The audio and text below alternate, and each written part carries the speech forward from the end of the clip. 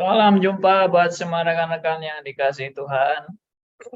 Puji Tuhan kita boleh berjumpa kembali semua karena anugerah Tuhan semata-mata yang memelihara setiap anak-anaknya untuk terus berjalan di jalan Tuhan. Dalam jatuh bangun tetap belajar setia. Apapun yang terjadi tetap percaya Tuhan tidak pernah meninggalkan kita. Dan Tuhan selalu memberi yang terbaik bagi setiap anak-anaknya. Oke, sekarang kita berdoa ya. Kita mohon pimpinan Tuhan di dalam kita akan belajar firman-Nya. Bapa yang di surga, kami datang kepada Tuhan. Kami bersyukur atas semua yang Tuhan sudah anugerahkan kepada kami. Dan kami juga bersyukur atas anugerah yang Tuhan juga akan sediakan bagi kami. Karena hidup kami baik masa lalu, masa saat ini, masa yang akan datang, semua karena anugerah Tuhan. Termasuk juga apa yang kami perbuat hari ini dalam siaran radio RMC, semua juga adalah anugerah Tuhan. Ampuni kami di dalam segala pergumulan-pergumulan kami yang dimana kami seringkali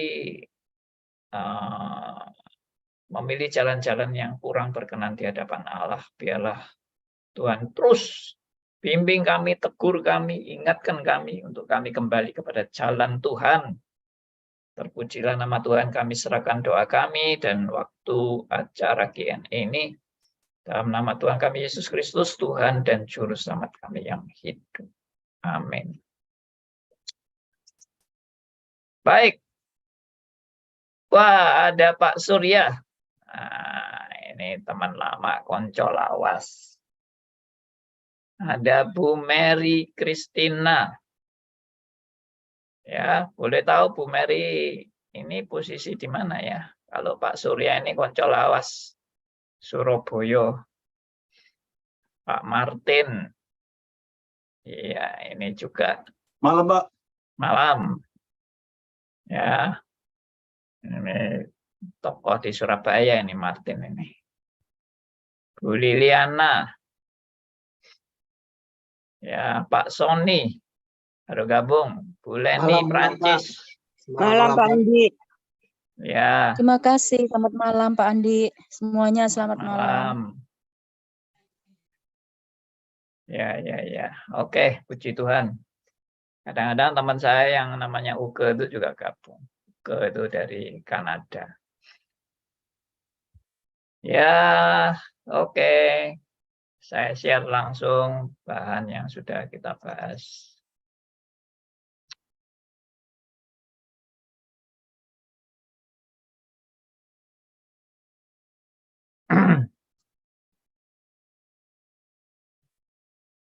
Ya, ini ya.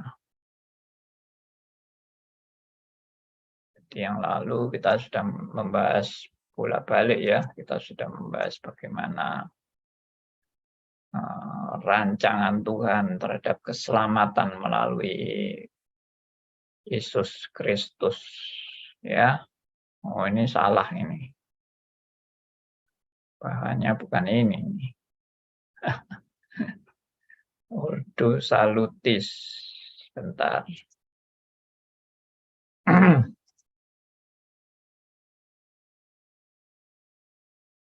Mana ini Ordo Salutis ini? Oh, nggak ada ya. Oh, sorry. Yang dibuka keliru. Ini. Ordo Salutis.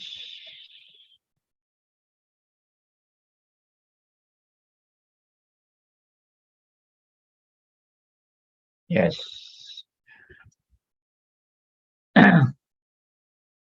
Bentar ya.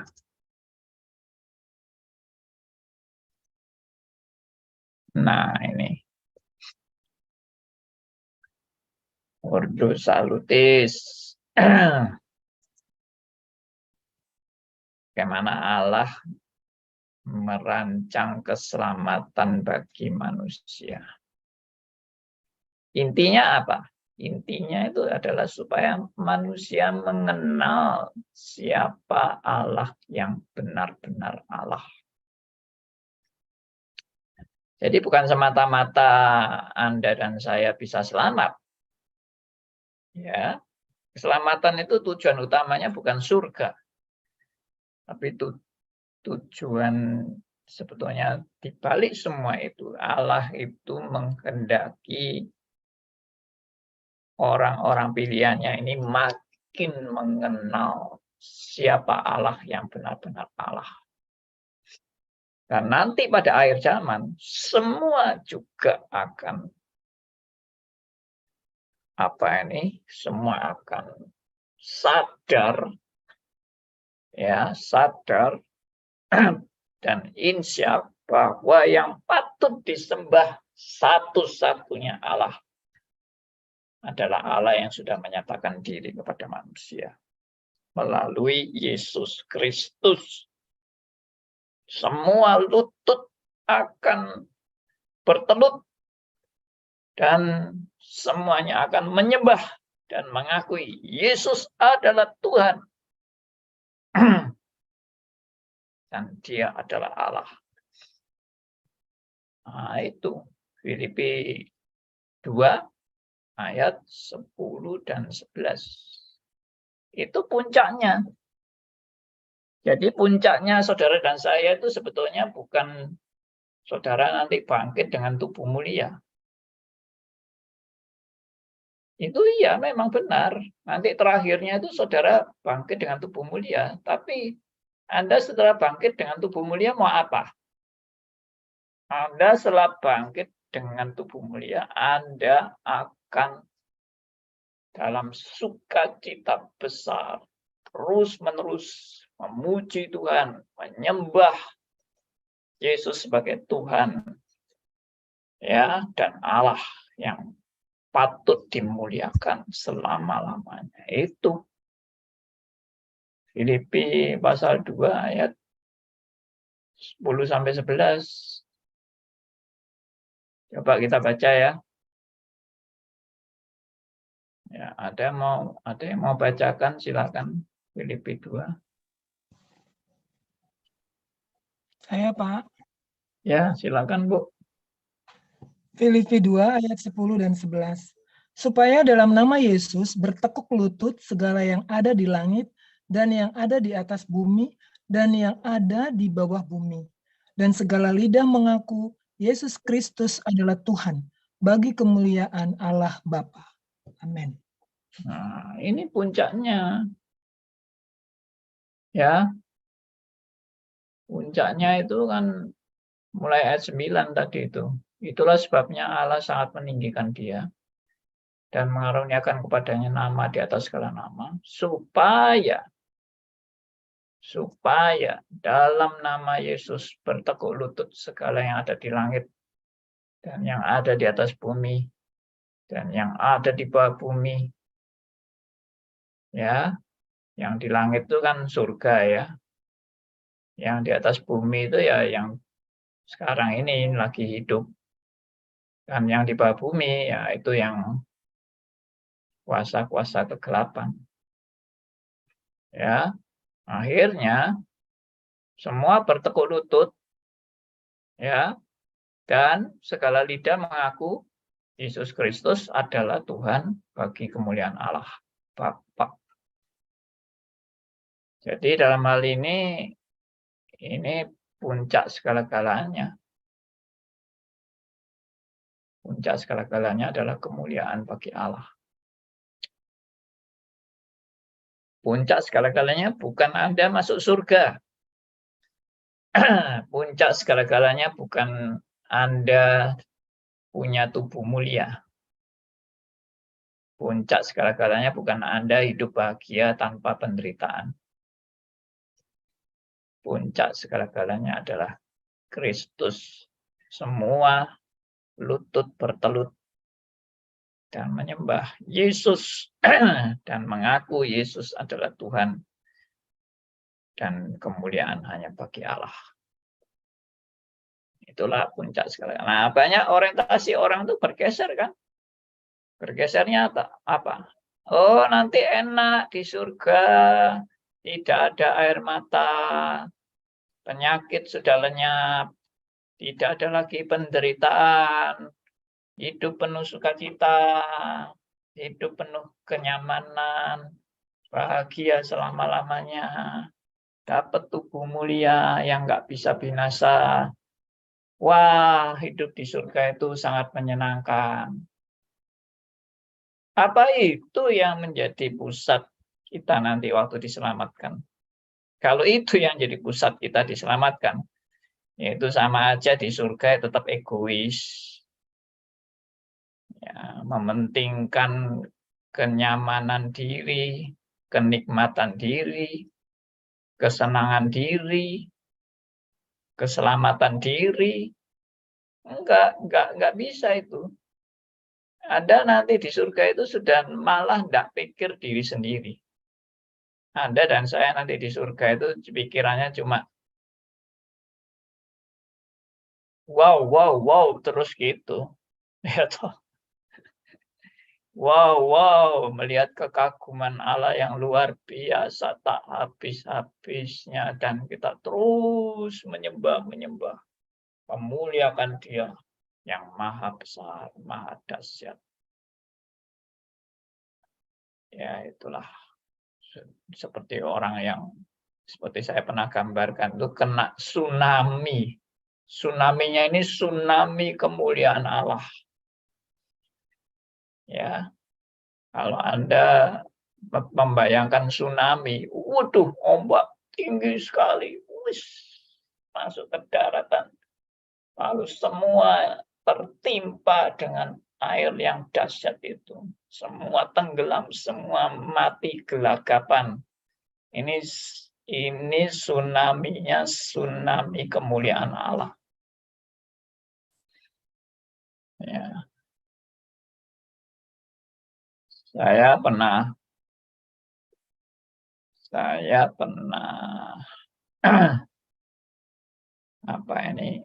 membayangkan ya, dan saya juga dengar dari beberapa ya studi Alkitab membahas kenapa sih Yesus kalau ke dunia ini harus mengosongkan diri. Selain dia memang harus menderita ya, tapi selain itu apa? Kenapa Yesus mengosongkan diri?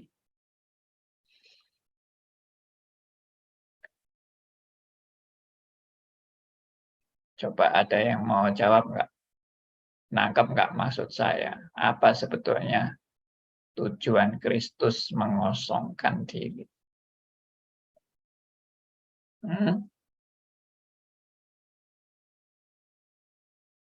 Apa yang mau jawab?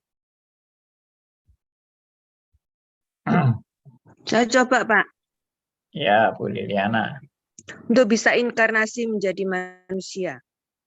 Oh ya, betul. Tapi itu belum masuk ke ini. Tujuan saya lagi bahas tentang tadi kan, kemuliaan Allah itu seperti tsunami kan. Nangkep nggak maksudnya?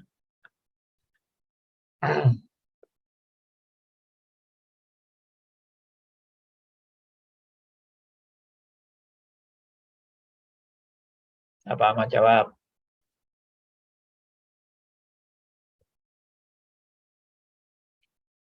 Tidak ada ya? Saya, Pak. Supaya ditinggikan, Pak. Ya. Pak Hari, silakan.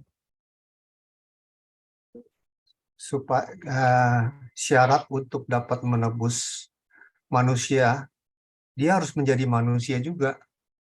Kalau dia nggak mengosongkan dirinya, kan dia tetap Allah. Ya. Oke. Tapi belum nangkep itu. Saya, Pak. Ya, Pak Aryo.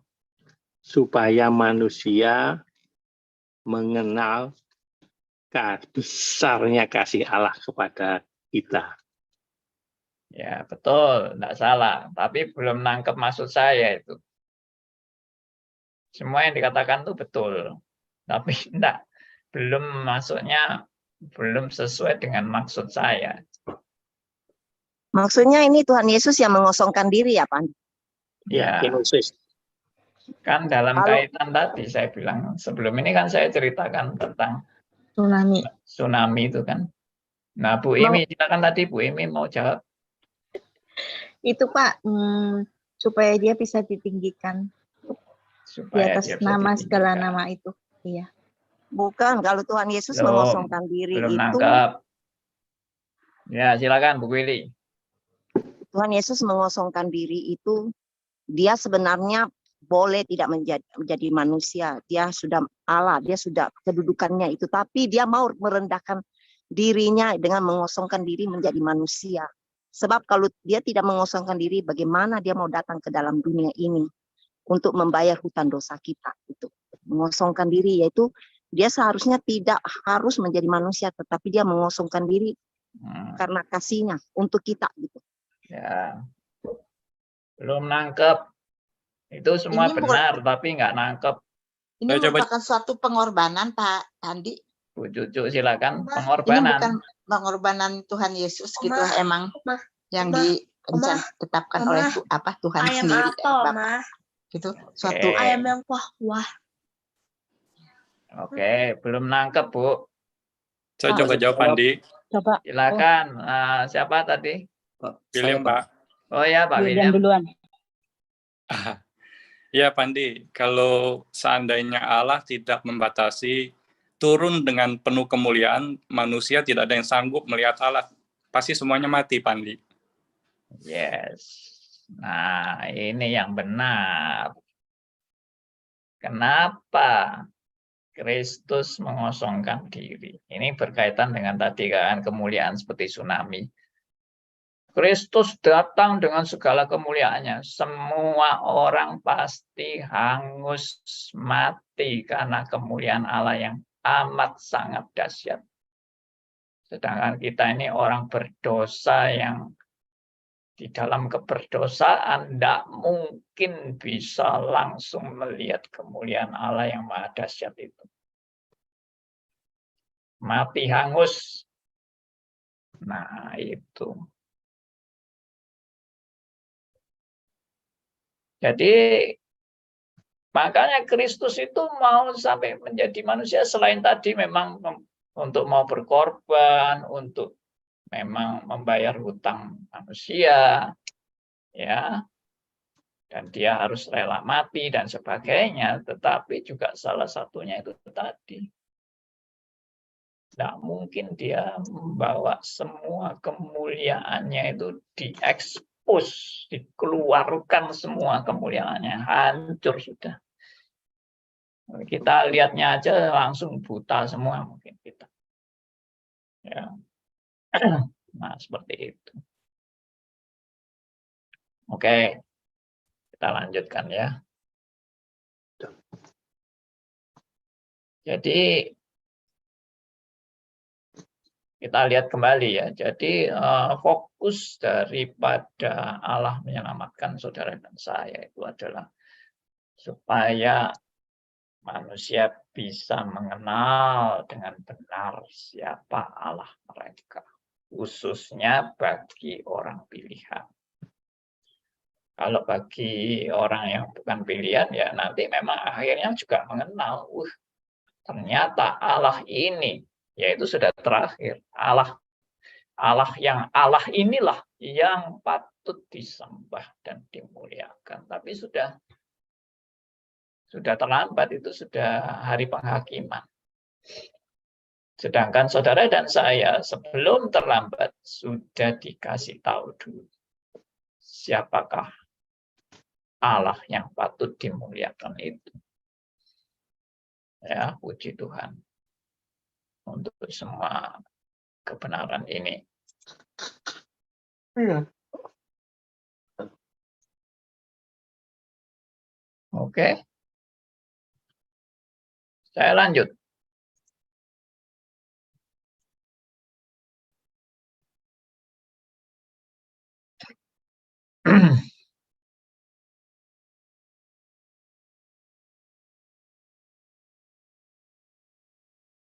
Sekarang poin 11. Nah, ini sudah saya juga pernah bahas, barusan saya khotbahkan. Penetapan langkah-langkah orang percaya atau proses pengudusan dan liku-liku kehidupannya itu disebut sebagai progressive sanctification dalam nilai paradoks.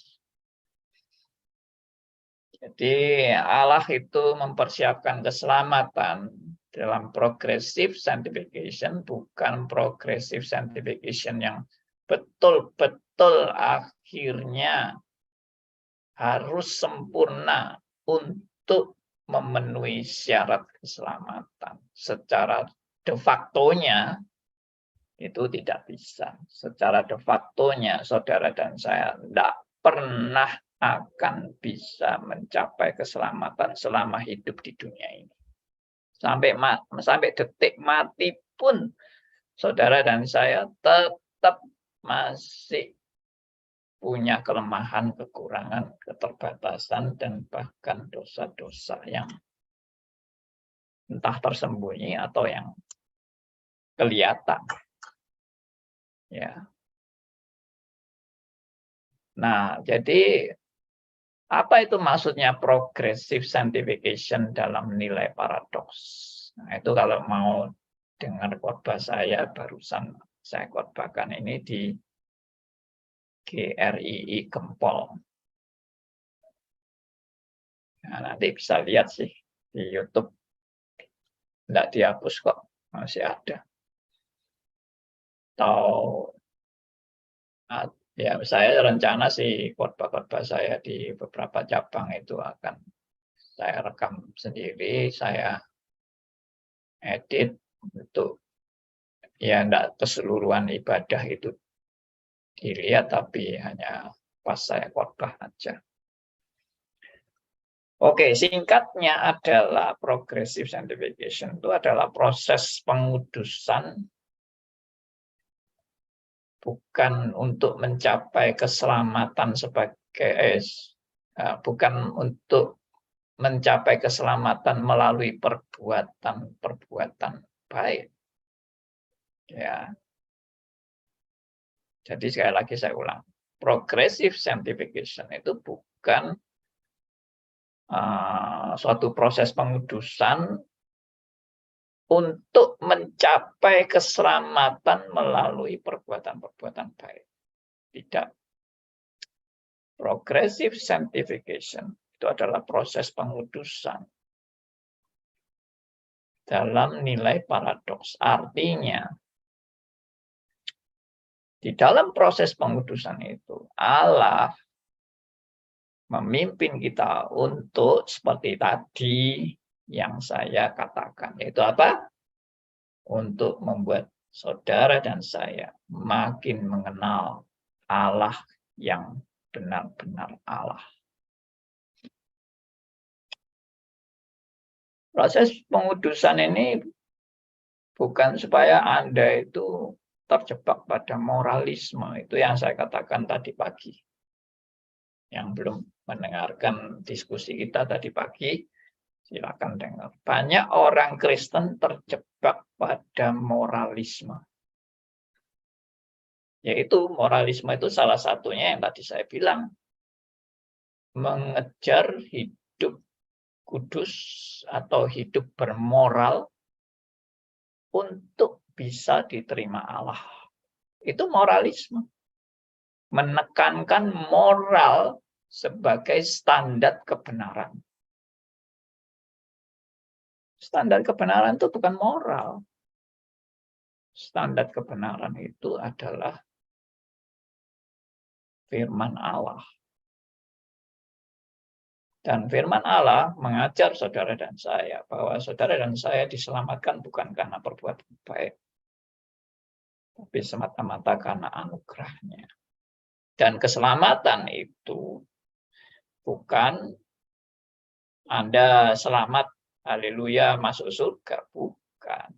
Anda selamat itu Anda diperdamaikan dengan Allah. Makanya pengenalan akan Allah itu pokok yang penting. Boleh dikata, karya Kristus di kayu salib adalah memang menyelesaikan hutang saudara dan saya, yaitu maut. Tapi maut itu diselesaikan untuk apa? Untuk Anda berdamai dengan Allah. Iya kan? Poinnya kan di situ. Poinnya bukan berhenti di mautnya, tapi maut itu mengarahkan kepada apa? Kepada hal yang bagaimana? Maut itu Kristus membayar dengan maut untuk saudara dan saya diperdamaikan dengan Allah. Dan diperdamaikan dengan Allah itu membuat saudara dan saya mengenal Allah yang benar-benar Allah. Itulah diperdamaikan dengan Allah. Tidak mungkin orang yang diperdamaikan dengan Allah lalu mengenal Allahnya ngawur dan bahkan sesat dan bahkan bidat. Itulah diperdamaikan, hasil diperdamaikan dengan Allah menjadi bidat. Itu tidak mungkin. Orang yang diperdamaikan dengan Allah itu makin lama diarahkan pada pengenalan Allah yang benar-benar Allah. Jadi pengenalan akan Allah ini adalah topik yang amat sangat penting. Amat sangat penting. Pengenalan akan Allah. Makanya saya sampai pernah bilang juga pengenalan akan Allah ini tidak akan pernah berhenti sampai kita mati. Bahkan di alam kekal pun kita masih terus belajar mengenal akan Allah yang tak terbatas itu. Karena tak terbatas berarti kan tidak pernah selesai. Kedalaman Allah itu tidak ada ujungnya. Ya, tapi kita juga nggak tahu mentoknya kita di mana. Ya, dalam pengenalan akan Allah. Oke, itu yang pertama. Jadi progressive sanctification adalah dalam rangka Allah menuntun dan membimbing Anda untuk makin mengenal Allah yang benar. Setelah makin mengenal Allah yang benar, mengenal firman-Nya dengan benar. Itu progressive sanctification. Progression bukan sekedar Anda tidak membunuh lagi, Anda tidak berzina lagi, Anda tidak menipu lagi. Ini internet saya lagi kurang bagus. Hanya terputus enggak ya? Halo? Enggak, Pak. Jelas, Pak. Jelas. Oh, oke. Jelas, Pak. Jelas, Pak. Ya, saya teruskan. Jadi, progressive sanctification itu bukan tuntutan-tuntutan moral. Anda tidak boleh mencuri, tidak boleh membunuh, tidak boleh berzina, dan sebagainya. Bukan. Progressive sanctification itu Anda dituntun untuk makin mengenal Allah, makin mengenal firman-Nya, dan melalui pengenalan akan firman-Nya itu, melalui relasi Anda dengan Allah yang benar-benar Allah, itu menghasilkan buah roh. Dan kembali lagi juga buah roh itu untuk apa? Hasilnya untuk apa buah roh itu?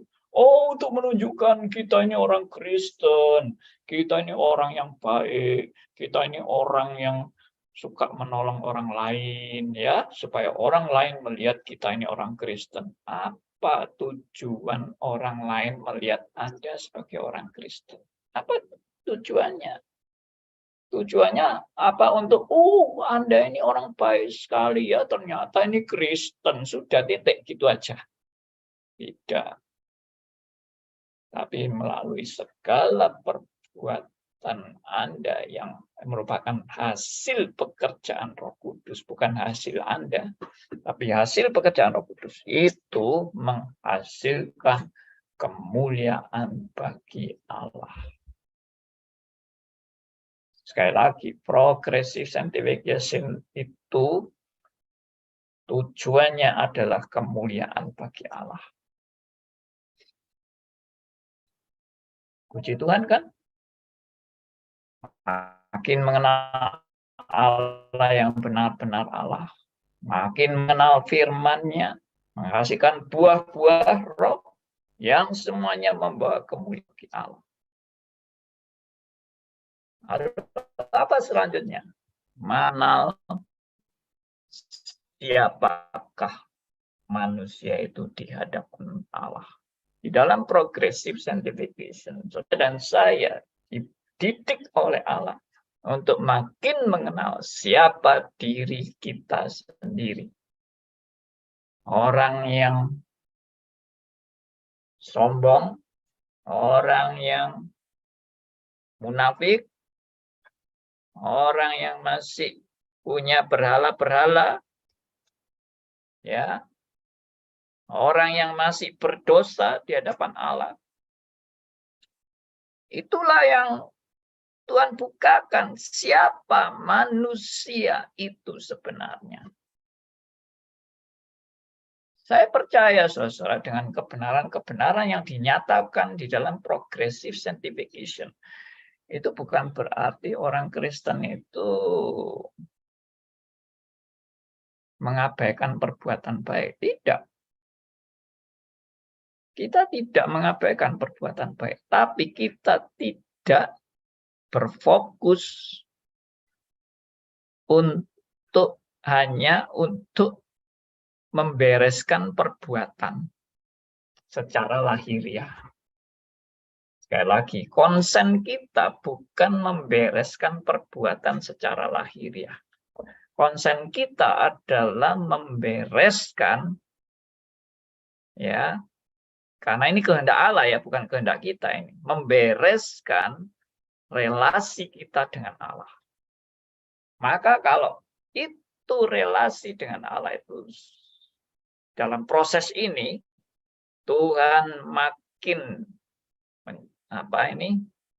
makin memberikan anugerah kepada kita untuk relasi kita makin dibereskan dengan Allah. Maka itu yang disebut dengan tadi, yaitu buah roh.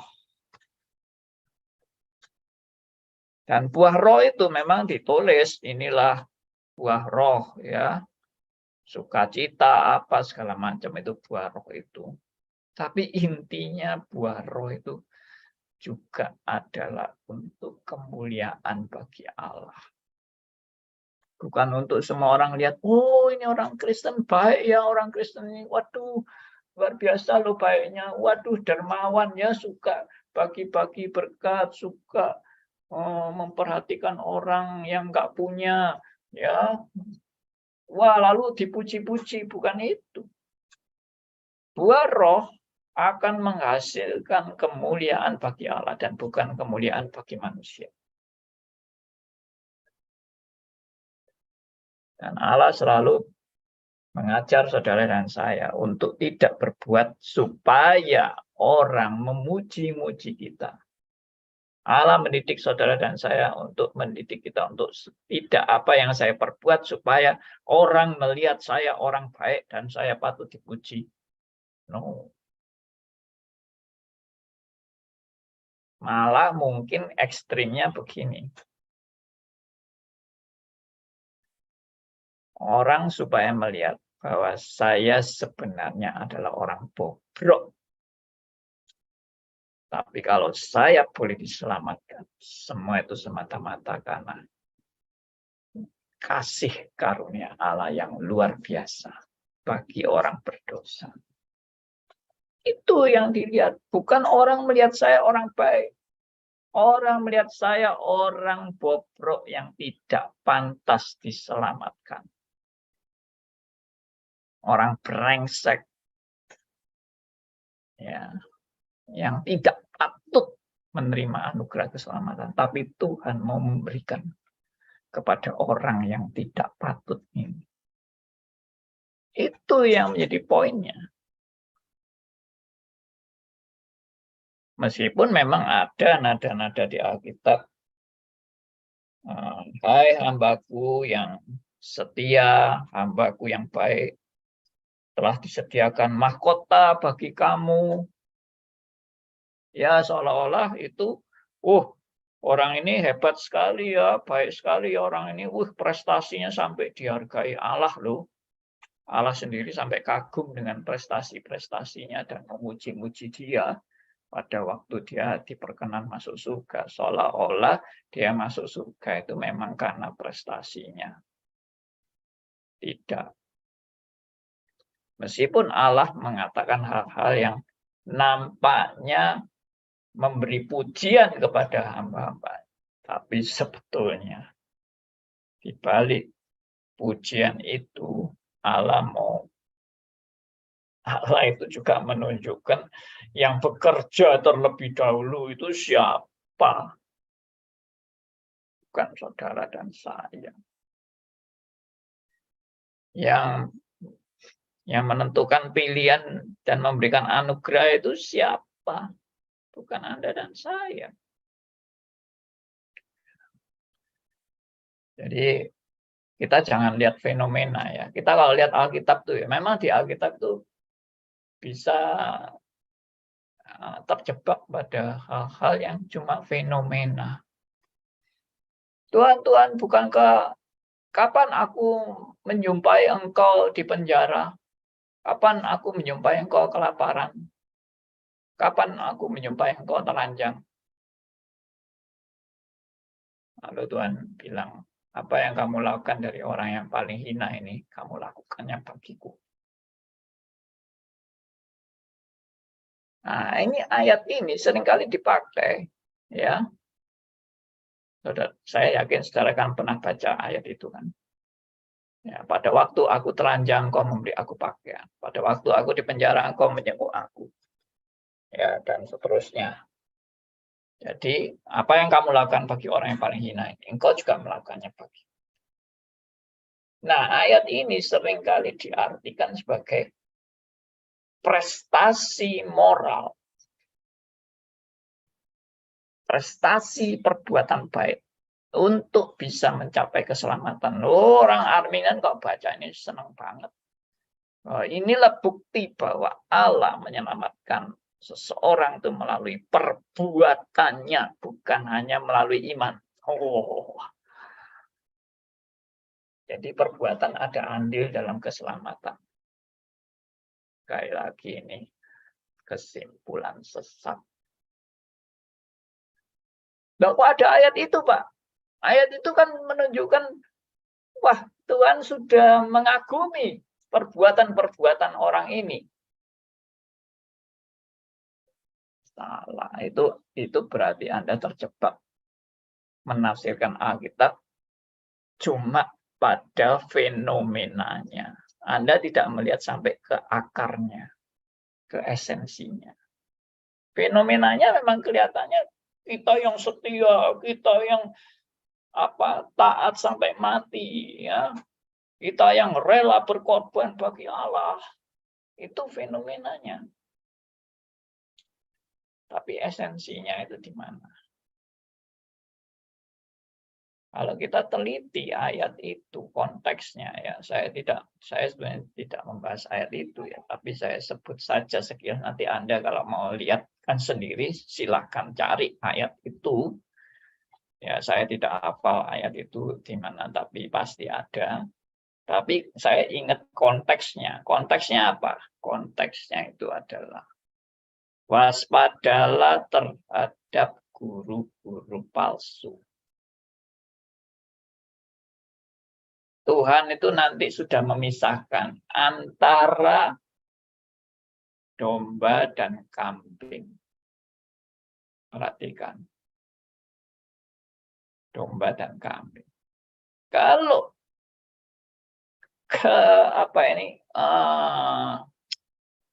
kalau dasar keselamatan dari Allah itu adalah perbuatan, maka bisa terjadi memang kambing jadi domba, domba jadi kambing. Karena perbuatan orang jahat, kalau dia jadi orang baik, berarti dia kambing bisa jadi domba kan. Tapi kalau orang baik lalu berbuat jadi jahat, berarti domba jadi kambing. Tapi tidak.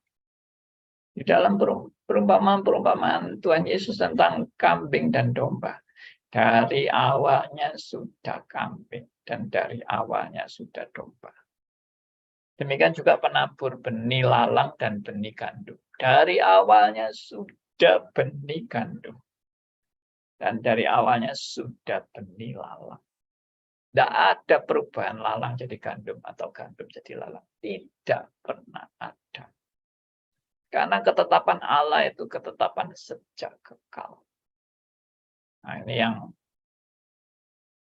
itu dahsyatnya rancangan Allah itu ya. Kembali lagi kepada pengenalan akan Allah. Kembali lagi kepada pengenalan akan firman.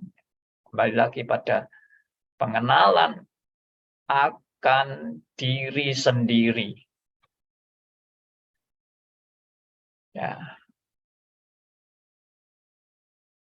Saya percaya 100% bahwa proses pengudusan yang Allah kehendaki adalah justru menyadarkan manusia betapa kamu ketidak layaknya di hadapan Allah, betapa kamu itu bobroknya di hadapan Tuhan, betapa kamu itu tidak pantas untuk menerima anugerahnya. Itu yang sehingga apa? Sehingga dengan demikian saya menerima anugerah keselamatan itu dengan sadar benar aku tidak pantas, dan sadar benar aku dalam ketidakpantasan aku menerima anugerah Allah itu membuat hidupku penuh dengan ucapan syukur yang tak habis-habisnya, dan tidak mungkin aku meninggalkan anugerah yang amat sangat berharga itu. Makanya tidak mungkin kan mutiara diganti dengan puntung rokok. Dan tidak mungkin mutiara dibuang ke kubangan. Kecuali bagi babi. Babi dikasih mutiara. Mutiaranya dibuang. Dia lebih suka kubangan daripada mutiara. Tapi kalau anak Tuhan sudah dicelikkan mata rohaninya, sudah dibukakan, disadarkan, diinsyafkan betapa mulianya mutiara yang dianugerahkan kepadaku. Nah, mungkin diganti dengan kubangan atau puntung rokok atau sampah. Oke. Itulah progressive sanctification dalam nilai paradoks. Orang yang makin dikuduskan, orang yang makin menyadari ketidaklayakan. Orang yang dikuduskan, orang yang makin menyadari betapa mulianya Allah itu dan betapa hinanya saya. Ya. Dan saya yakin pengertian-pengertian ini oleh pekerjaan Roh Kudus, bukan oleh kepandaian kita, tapi oleh pekerjaan Roh Kudus, membuat saudara dan saya mengalami kehancuran, kecongkaan, kehancuran keakuan, kehancuran harga diri. Ya. Itu.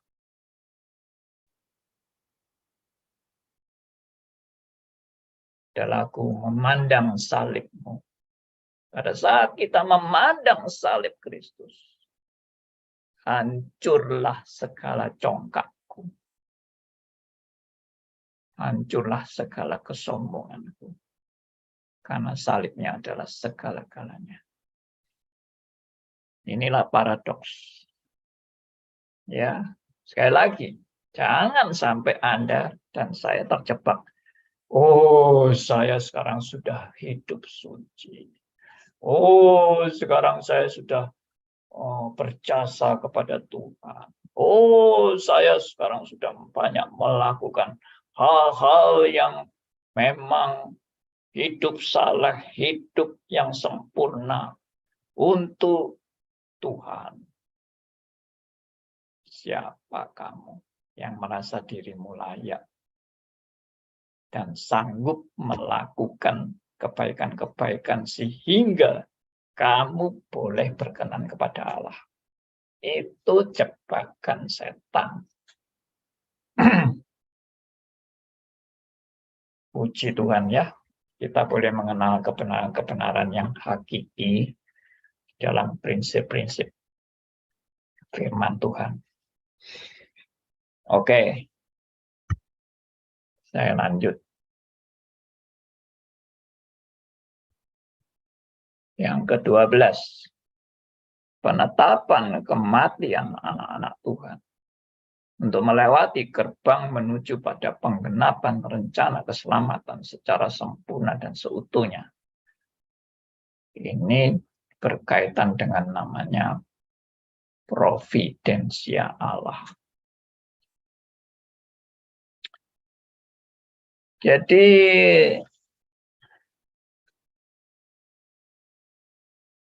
kita jarang mendengar ya bahwa kematian itu adalah anugerah Tuhan.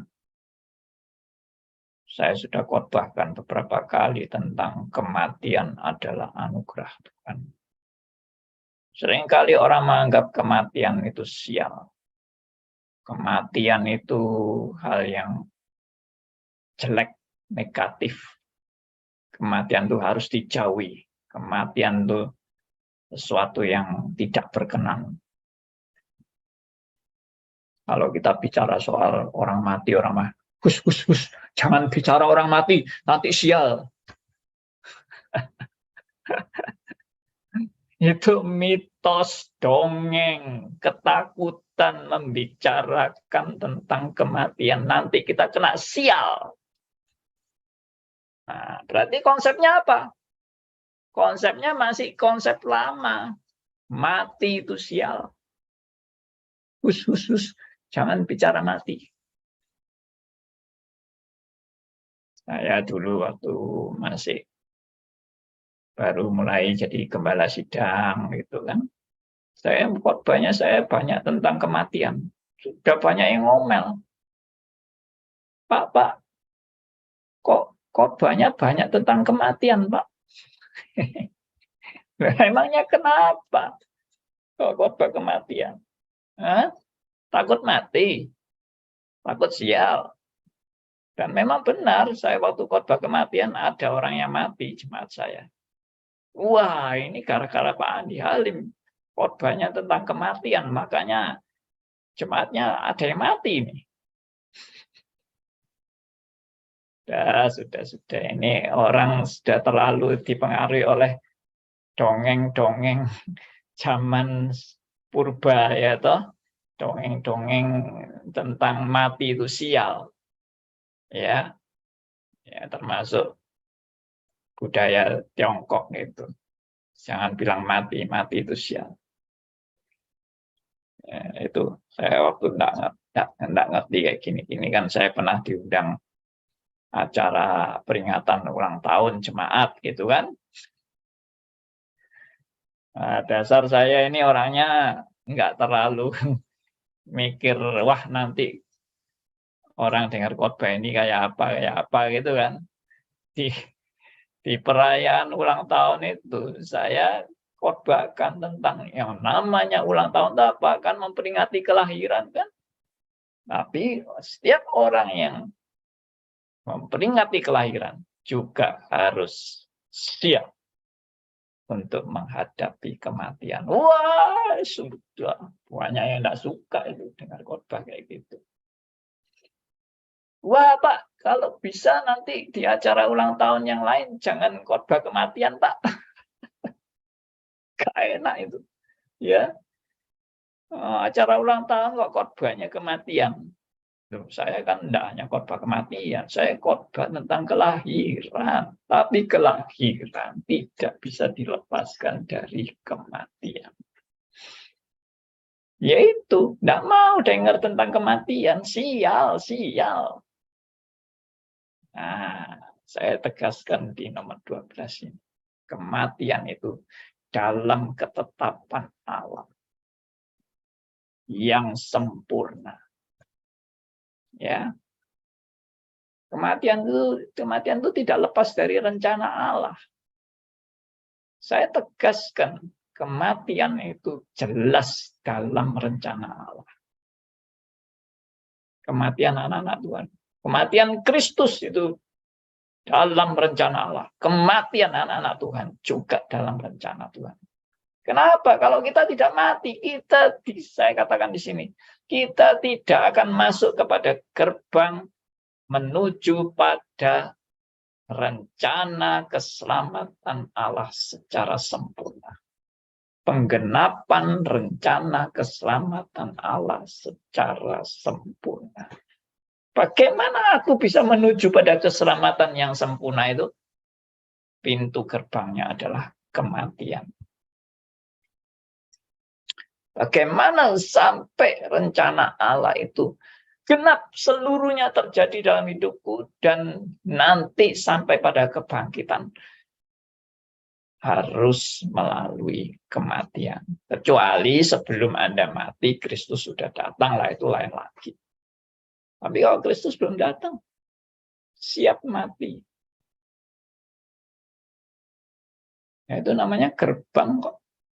Gerbang ya harus dilewati. Kalau Anda tidak mau lewat gerbang, ya sudah, Anda tidak akan menuju kepada tempat yang akan terjadi penggenapan itu. Dan kenapa saya masukkan providensia Allah di sini?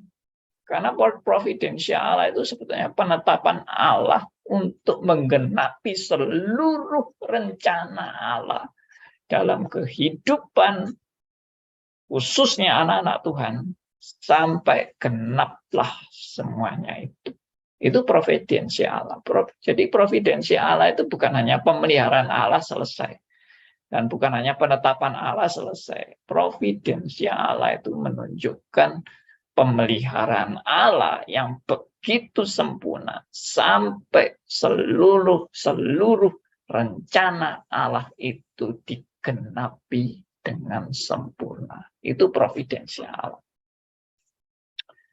Bukan hanya memelihara Anda supaya Anda bebas dari orang-orang jahat, memelihara Anda bebas dari COVID, memelihara Anda untuk sukses dalam bisnis, memelihara Anda untuk keluarga Anda juga baik-baik. Itu pemeliharaan kepada kepentingan pribadi. Pemeliharaan Allah di sini penekanannya sebetulnya adalah pemeliharaan bagi penggenapan misi kerajaan Allah. Nah, itu poin utama rencana keselamatan Allah. Yang tadi saya juga katakan itu adalah pengenalan akan Allah yang benar-benar Allah. Tapi bukan sekedar mengenalkan lalu kita jadi pengangguran gitu. Kita mengenal Allah yang benar-benar Allah. Kita juga disadarkan sebagai anak-anak Allah, sebagai hamba-hamba Tuhan, sebagai murid-murid Kristus. Apa?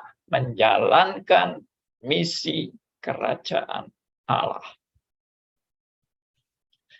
Jadi mengenal Allah yang benar, mengenal firman-Nya dengan benar, mengenal keberadaan saya dengan benar, dan memenuhi panggilan misi kerajaan Allah. Nah, itulah yang mencakup juga mandat Injil dan mandat budaya. Semua dalam pemeliharaan Allah yang sempurna. Jadi jaminan keselamatan bukan terletak pada kemampuan kesetiaan Anda, Jaminan keselamatan adalah terletak pada providensia Allah. Kalau terletak pada kesetiaan Anda, tidak ada jaminan. Kesetiaan manusia sebagai apa ini? Jaminan keselamatan. Habis kamu. Kalau kesetiaan Anda yang menjadi jaminan, 100% gagal. Karena siapa kita yang mampu melawan kuasa gelap, kuasa si jahat. Sudah. Ya. Ada orang-orang yang bilang setan itu sebetulnya tidak bisa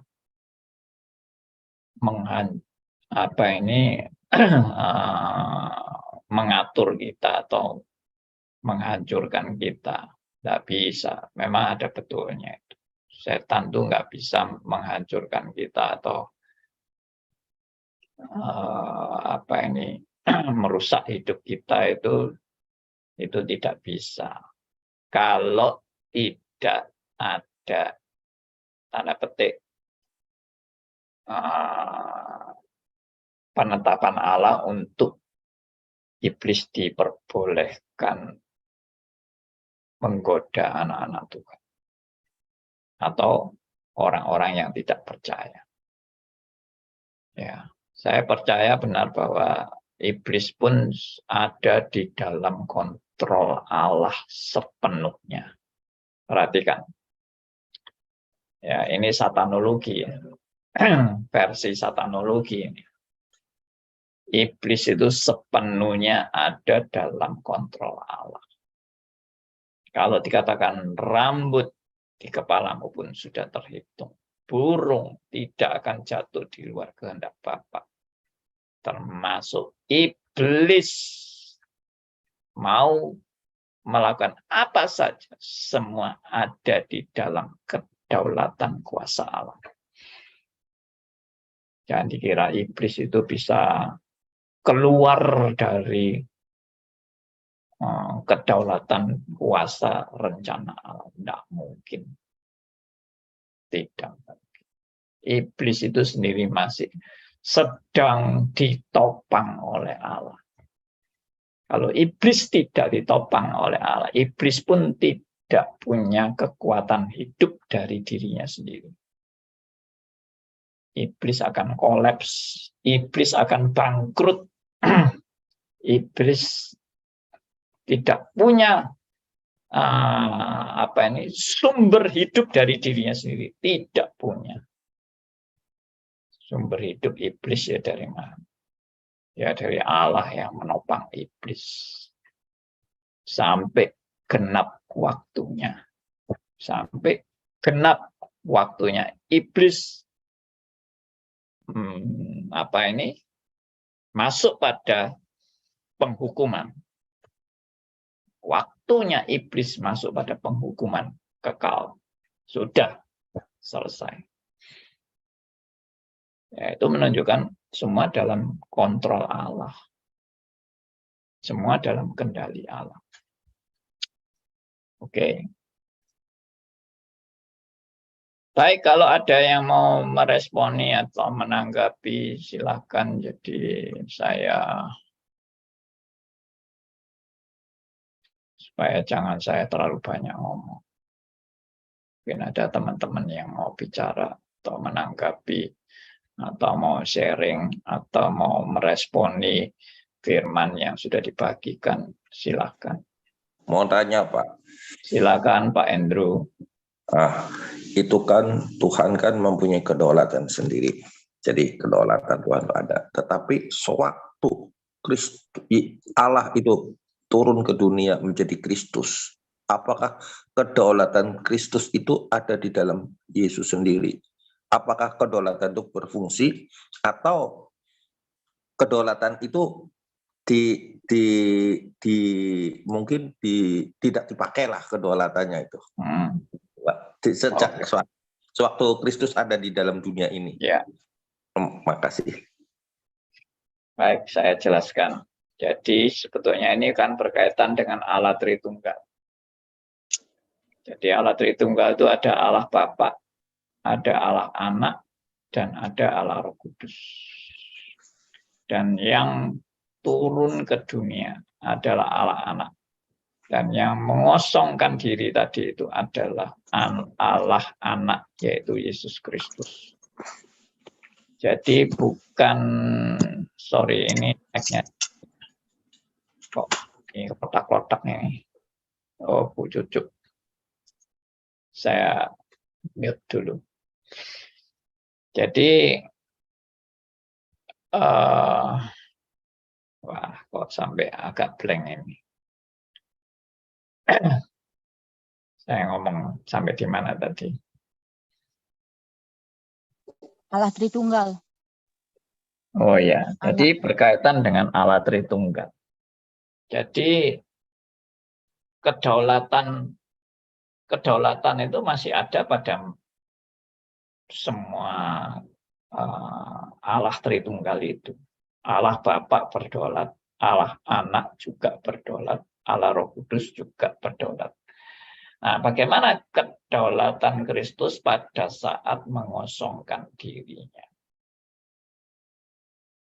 Waktu Kristus mengosongkan diri, yang pasti Allah Bapa dan Allah Roh Kudus kan tidak sampai mengosongkan diri seperti Kristus. Allah Bapa ya tetap eksis di dalam keseluruhan kealahannya kan.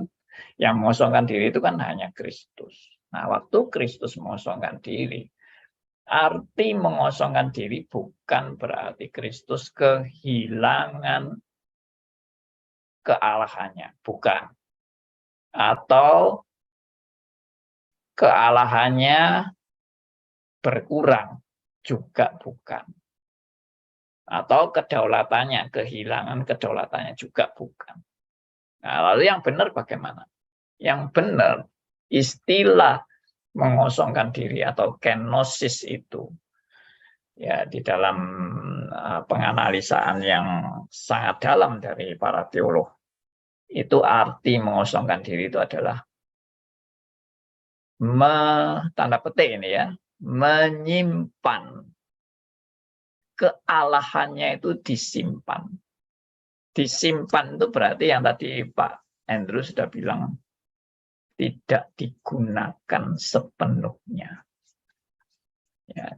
Tapi ada tapi tidak diekspos. Nah, jadi seperti tadi, kemuliaannya itu ada, Kristus itu, tapi tidak diekspos, disimpan atau disembunyikan, sehingga orang masih bisa melihat Kristus sebagai manusia.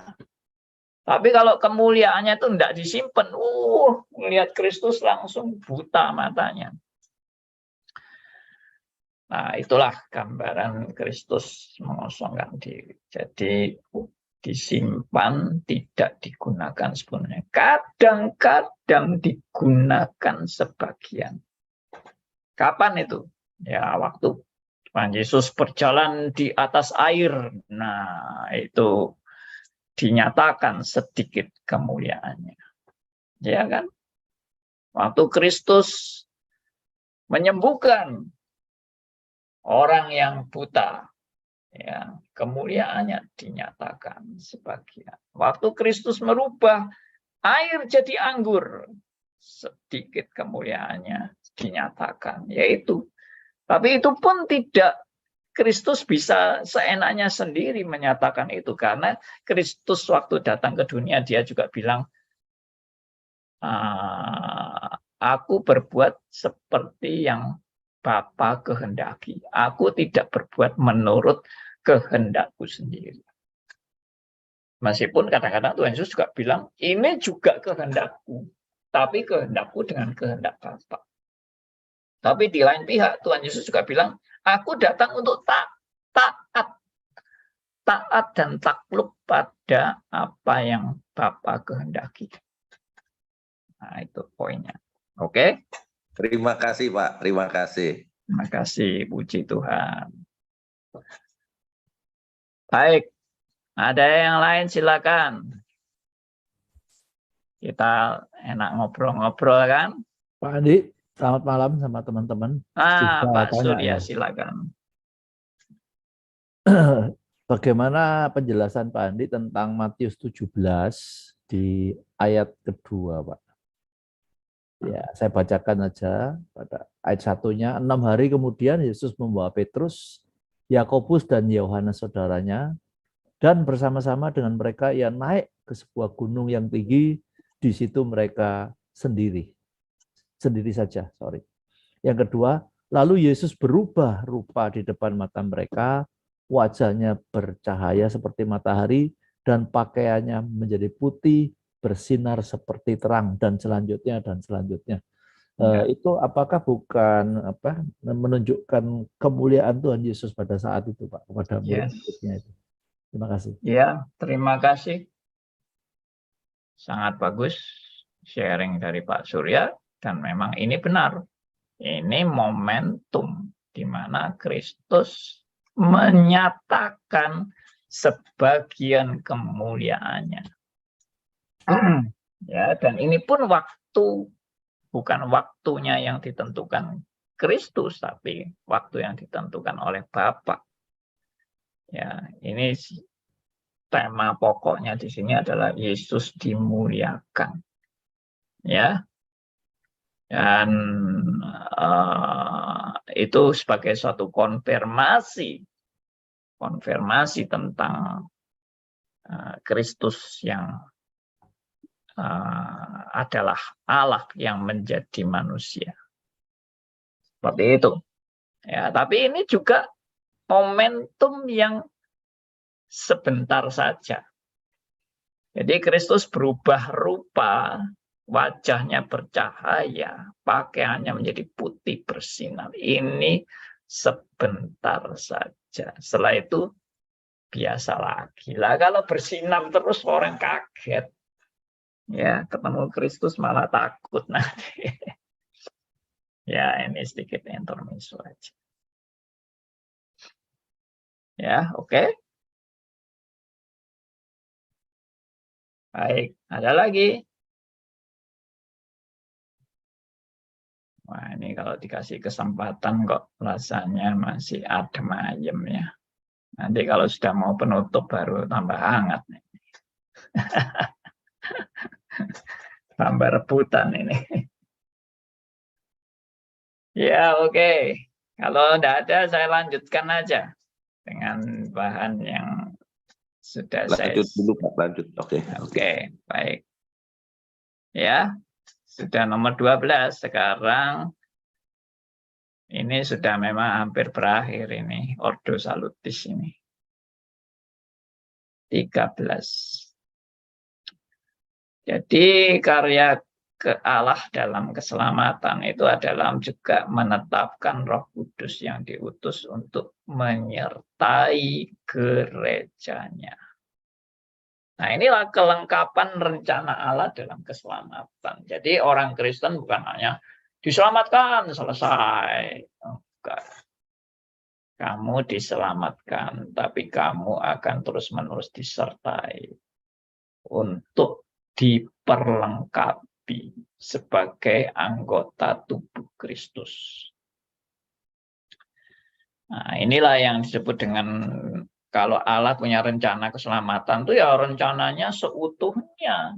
Nggak ada rencana Allah separuh-separuh terus gagal di tengah jalan. Ya. Lalu alias motong ya, atau motong selesai. Nggak ada itu. Allah kalau punya rencana itu rencananya genap keseluruhan, seutuhnya, lengkap. Itulah rencana Allah. Jadi yang untuk memperlengkapi orang-orang kudusnya ini, Roh Kudus diutus. Nah, kita ini, waduh, sebetulnya perlengkapan rohani kita ini sudah amat sangat sempurna. Jadi jangan menyalahkan Tuhan.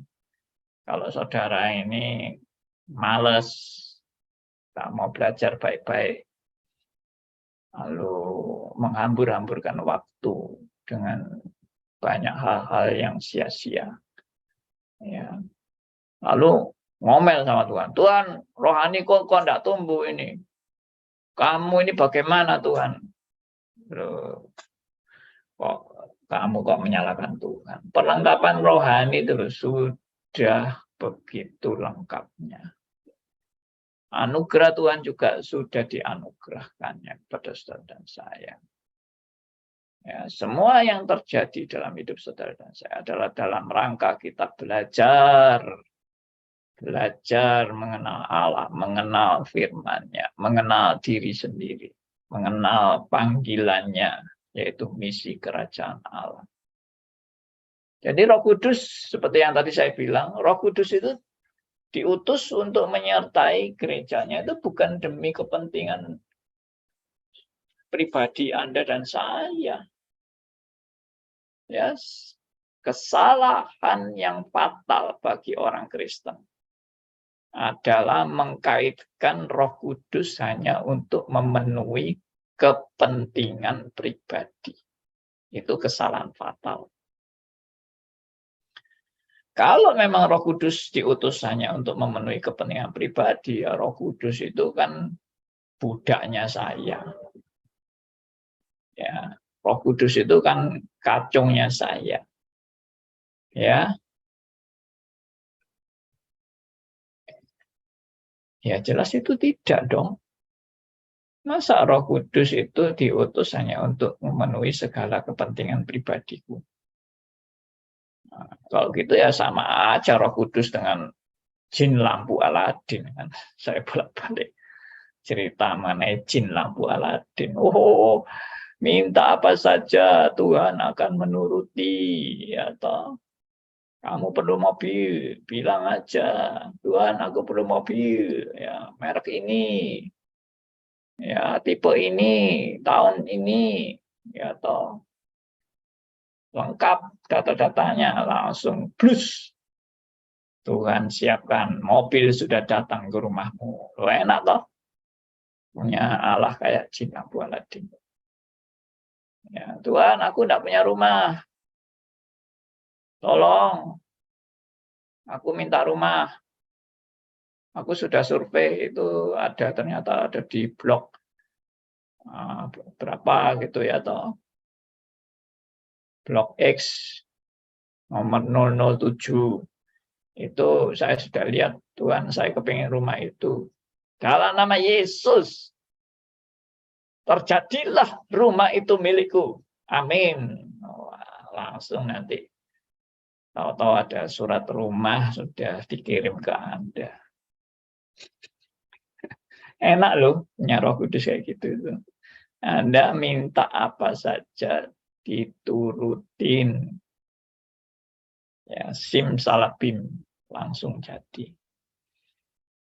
Ya tidak. Roh Kudus itu diutus untuk memperlengkapi Anda sebagai apa? Sebagai prajurit-prajurit Kristus. Untuk apa? Berperang. Perang rohani. Untuk melawan ajaran-ajaran sesat. Untuk menyaksikan kebenaran. Menjadi saksi Kristus. Siap menjadi martir. Sebagai saksi Kristus. Nah itu yang Roh Kudus sertai gerejanya itu di situ. Untuk terus menjangkau jiwa-jiwa yang tersesat, yang belum bertobat, kembali kepada panggilannya yang sejati, yaitu orang-orang pilihan. Itu Roh Kudus. Jadi saudara jangan memperalat Roh Kudus seperti jin lampu Aladin ya. Itu berarti Anda sudah tidak menyembah Allah yang benar. Anda cuma menyembah jin lampu Aladin. Ya, saya sungguh bersyukur dengan ajaran-ajaran yang kembali kepada Alkitab ini. Menginsyafkan saya yang dulu juga seringkali memperlakukan Allah sebagai jin lampu Aladin.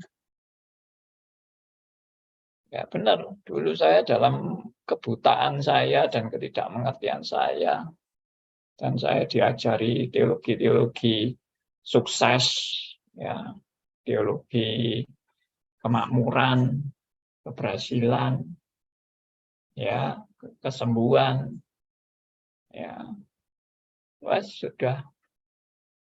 Allah itu pokoknya untuk memenuhi segala keinginan, kebutuhan kita. Kalau kata-kata yang masih lebih rohani, kelihatannya Allah itu tidak memberikan apa yang kita minta. Tapi Allah itu memberikan apa yang kita butuhkan. Tapi hati-hati ya, kata-kata ini pun tidak 100% benar. Saya ulangi ya. Allah tidak memberikan apa yang kita minta. Tapi Allah memberikan apa yang merupakan kebutuhan bagi kita.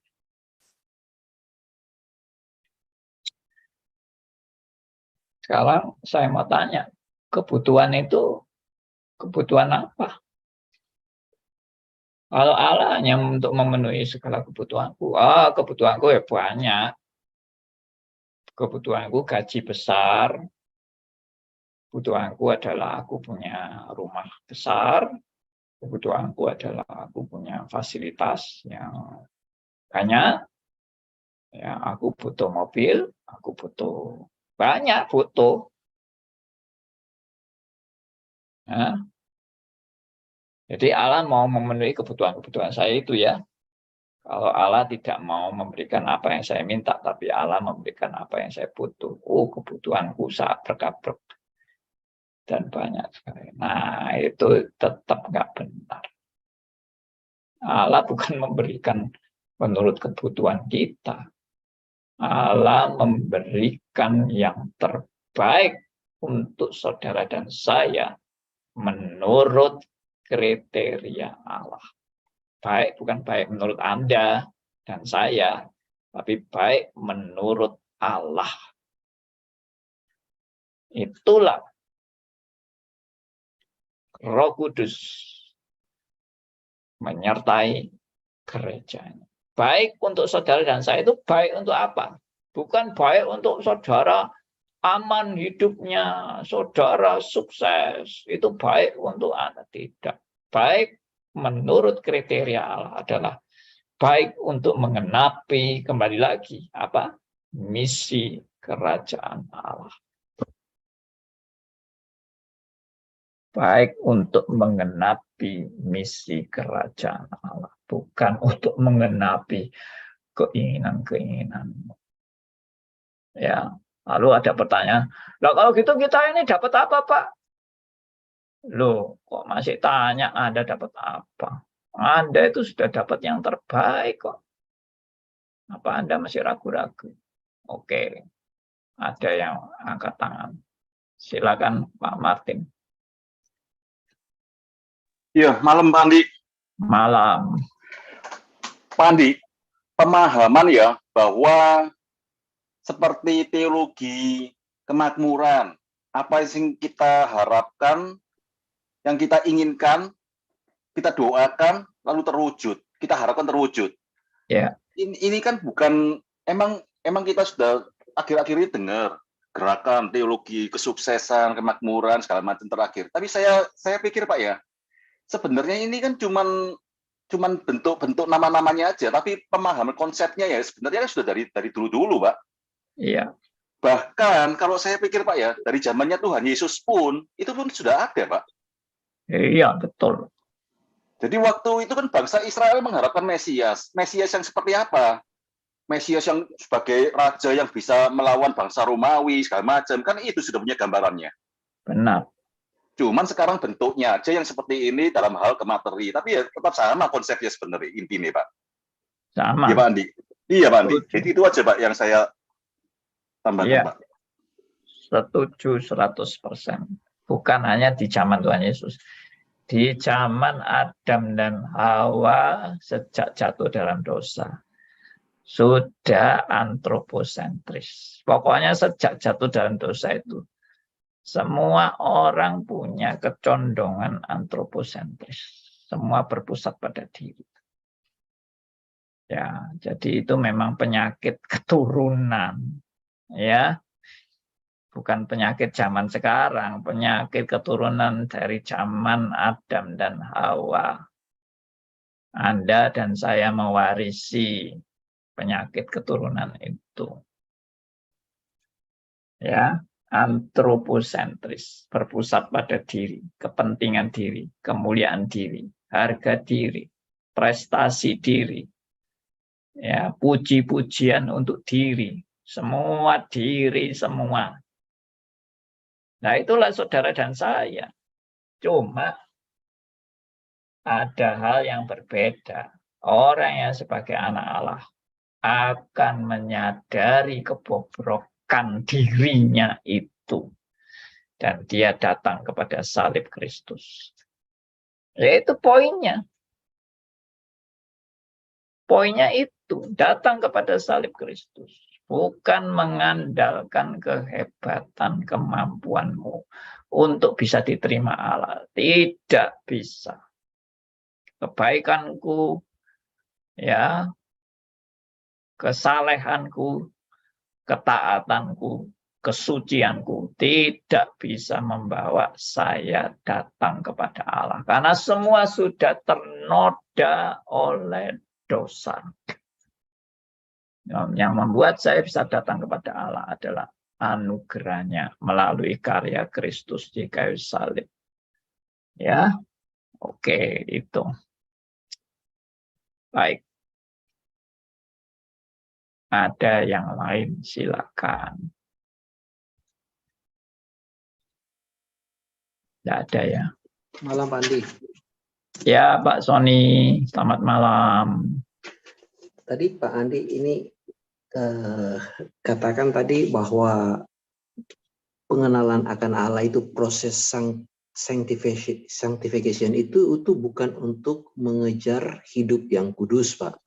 Kalau selama ini kan pemahaman saya ya yaitu ya mungkin mengejar bukan hidup kudus tapi mengejar hidup seperti to be like Kristus, menyerupai Kristus. Nah, bagaimana itu menurut pandangan Pak Andi?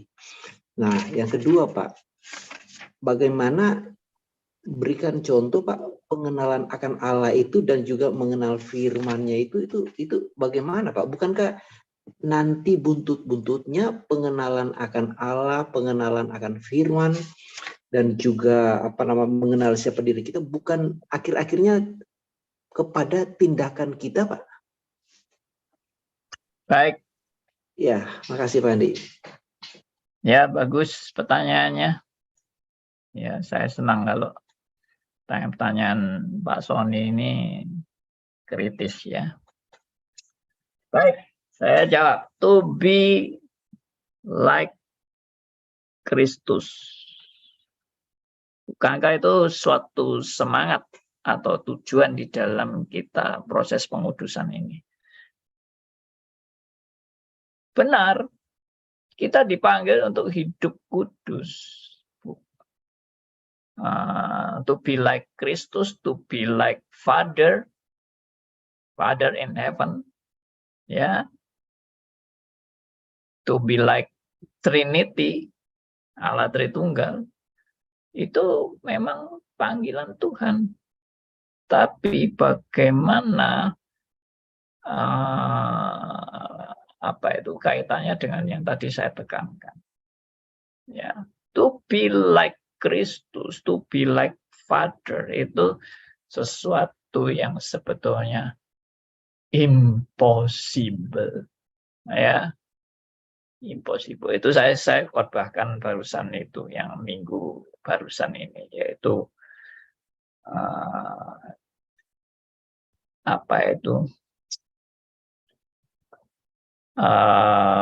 sempurna yang paradoks. Nah, itu tema khotbah saya. Sempurna yang paradoks. Bisakah Anda benar-benar sempurna? Bisakah Anda tak bercacat? Bisakah Anda tak berdosa?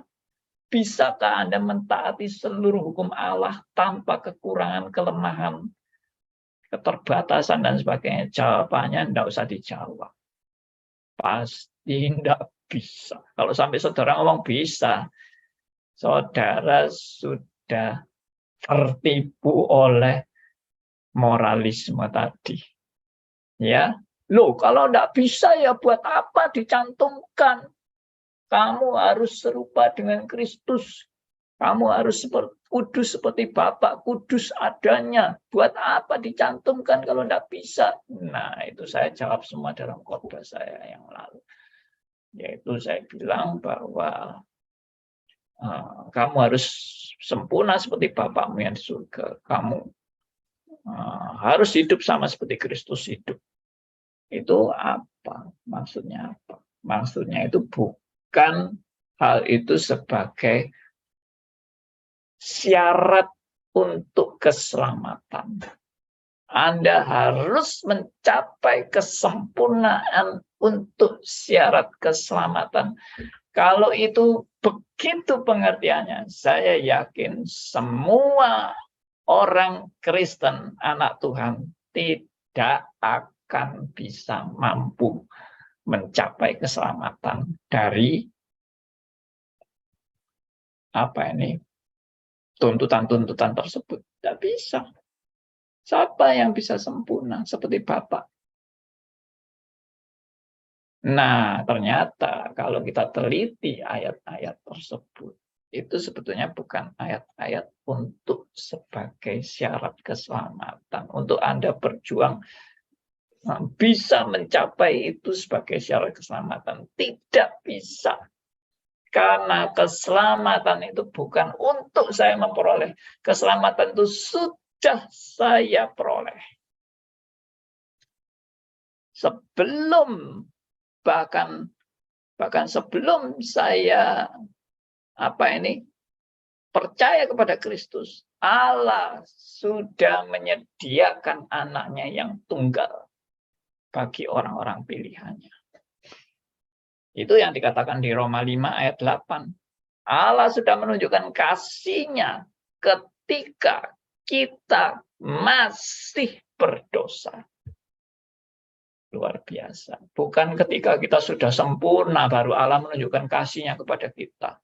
Allah menunjukkan kasih-Nya dan mengutus anaknya yang tunggal ketika kita masih berdosa. Berarti keselamatan memang tidak saya peroleh setelah saya bisa sempurna baru dapat keselamatan. Tidak. Bahkan seketika saya masih sedang berdosa, Allah sudah mau menyelamatkan saudara dan saya melalui anaknya yang tunggal. Oke, jadi kalau begitu, to the point aja karena sudah waktu. Jadi bagaimana saya itu dikatakan harus sempurna. Sebetulnya kata sempurna di situ itu bukan sebagai syarat untuk memperoleh keselamatan, tapi sempurna di situ adalah sebagai standar untuk menjadi arah di dalam suatu proses. Nah, saya ulang ya, standar untuk menjadi arah dari suatu proses. Karena proses pengudusan tadi sudah saya jelaskan lengkap ya. Saya harap kembali kepada definisi tadi, saya tidak perlu mengulang lagi. Jadi apa itu sanctification? Progressive sanctification itu apa? Nah, di dalam proses itulah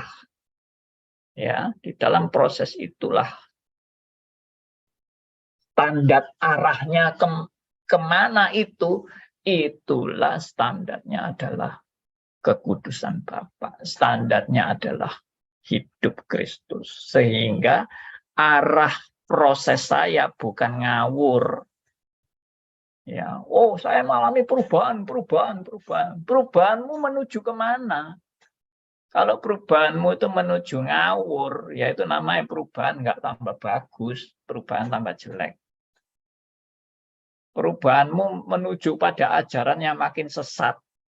Ya bukan perubahan yang bagus itu yang dikehendaki Allah. Mau tambah sesat kok perubahan tambah bagus.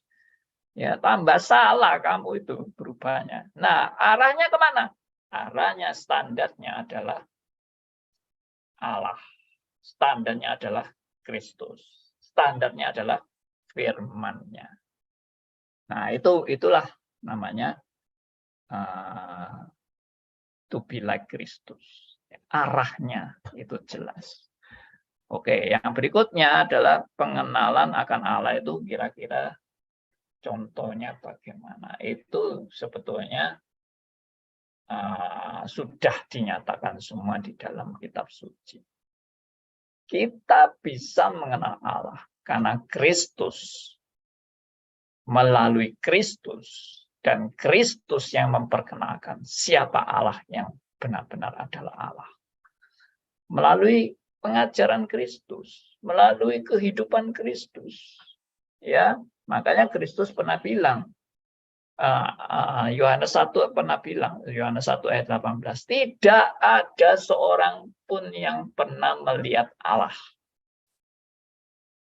Tetapi anak tunggal Allah yang ada di pangkuan Bapa, dialah yang memperkenalkannya. Nah, jadi bagaimana saudara bisa mengenal Allah? Hanya melalui Kristus. Lalu Kristus bagaimana membuat saya bisa mengenal Allah yang benar-benar Allah? Ya melalui firman-Nya. Firman-Nya ini bagaikan, kalau saya kasih analogi ya, meskipun analogi ini tidak 100% benar. Ya, firman Allah itu bagaikan surat cinta. Saya tidak tahu zaman anak-anak modern sekarang ini masih ada enggak surat cinta. Kalau zaman kita masih muda-muda, saya masih muda. Oh, surat cinta itu berlembar-lembar itu. Ya, bisa jadi buku sendiri itu surat cinta itu. Ya, zaman saya ya, nggak tahu zamannya Pak Sugianto bagaimana. Zaman sekarang ya nggak pakai surat, Pak. Pakai WA ya. WA, Pak. Oke, saya lanjut. Jadi surat cinta itu untuk menyatakan bagaimana hatiku yang sebenarnya kepada orang yang saya cintai kan. Nah, demikianlah firman Tuhan. Firman Tuhan itu surat cinta bagi kita. Kita makin membaca firman-Nya, kita bagaikan membaca isi hati Tuhan. Dan saya makin mengenal apa yang menjadi kebenaran-kebenaran yang Tuhan kehendaki di dalam hidup saya melalui belajar firman-Nya. Ya, siapakah Allah itu? Allah itu adalah Allah yang kasih. Nah, tapi Allah yang kasih bagaimana? Oh, Allah yang kasih itu sudah pokoknya semua dosamu itu tidak ada masalah. Kamu boleh berbuat dosa, tidak apa-apa, karena Allah itu Maha Kasih. Ya, itu kan tidak benar. Ya, bagaimana Allah yang kasih, tapi juga Allah yang adil. Ya, Allah yang bagaimana yang mengasihi, juga Allah yang mendidik. Bagaimana Allah yang mengasihi, juga Allah yang menghajar. Ya, dan seterusnya, dan seterusnya. Nah, itu bentuk kita makin mengenal Allah secara progresif. Oke, demikian. Waduh, ini sudah jam 8 lebih ya. Lebih 13 menit malah. Ya, kita bersyukur atas ya, terima kasih sama-sama atas anugerahnya bagi kita semua. Dan kita sudah harus mengakhiri acara kita ini. Dan akan dilanjutkan Senin depan ya. Tuhan memberkati kita semua. Kita akan tutup dalam doa. Saya mau minta yang berdoa buat kita adalah ya Bu Leni ya. Silakan Bu Leni boleh pimpin dalam doa. Shalom semuanya, terima kasih Pak Andi. Ya. Mari kita berdoa. Ya Tuhan, terima kasih. Kami sungguh bersyukur. Kami boleh mendapatkan bagian pengenalan akan Engkau. Tuhan, tolong agar kesempatan-kesempatan berikutnya dapat lebih banyak lagi untuk kami mengerti kebenaran dan juga firman-Mu, dan kami melakukannya. Tuhan, terima kasih untuk Pak Andi yang sudah Tuhan pakai untuk memberi kami pencerahan, pengertian. Biarlah Tuhan tambah-tambahkan pengenalan hikmat yang daripada Engkau dan kekuatan kesehatan yang daripadamu. Tuhan juga tolong teman-teman kami yang saat ini belum dapat mengikuti. Tuhan tolong agar saat-saat berikutnya mereka juga boleh bersama-sama kami untuk belajar mengikuti pengajaran yang benar, Tuhan. Untuk selanjutnya sepanjang malam kami serahkan Tuhan pimpin, Tuhan yang melindungi setiap kami dalam segala keadaan. Kami percaya bahwa Engkau ada dan Engkau yang menyelamatkan, Engkau yang melindungi, memberkati seluruh hamba-hambamu. Di dalam nama-Mu Tuhan Yesus Kristus kami mengucap syukur untuk kesempatan saat ini. Amin. Amin. Terima kasih